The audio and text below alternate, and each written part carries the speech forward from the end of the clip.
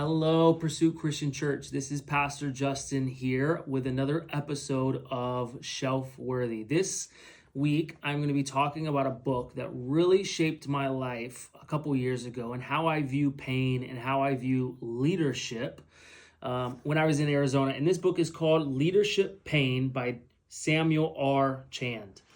The subtitle is The Classroom for Growth. This book came at a very important part in my life where I was trying to figure out what does it mean to be a leader? What does it mean to follow God? And at times in my life, I was kind of wallowing in misery. Oh, woe is me. Why do all these things bad happen to me? Why is life so difficult? But then I read this book and it really changed everything. It started making me ask the question, what if pain, what if suffering and adversity and difficulties are what God is using to shape us?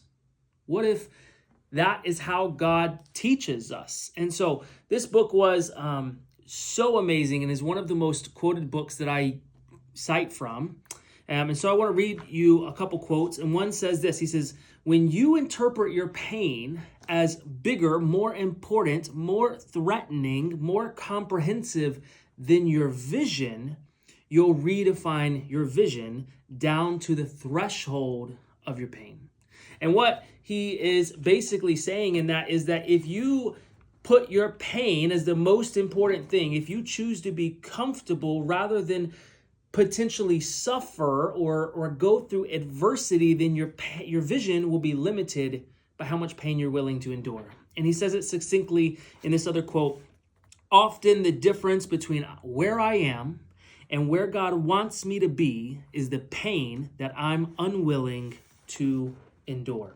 That is probably one of my most quoted things from any book. Where I want to be and where God wants me to be and where I am, what if the difference is the pain that I am not willing to go through?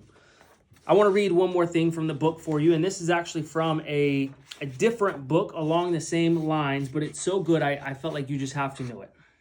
He says, the truth is that in your life, in your ministry, in your leadership, you will fail. You simply won't have what it takes when you begin. You may have the calling, the zeal, the energy, and the support. You may even have the location, the invitation, and even the money. But when you begin, you won't have what it takes to finish. And what is that, you might ask?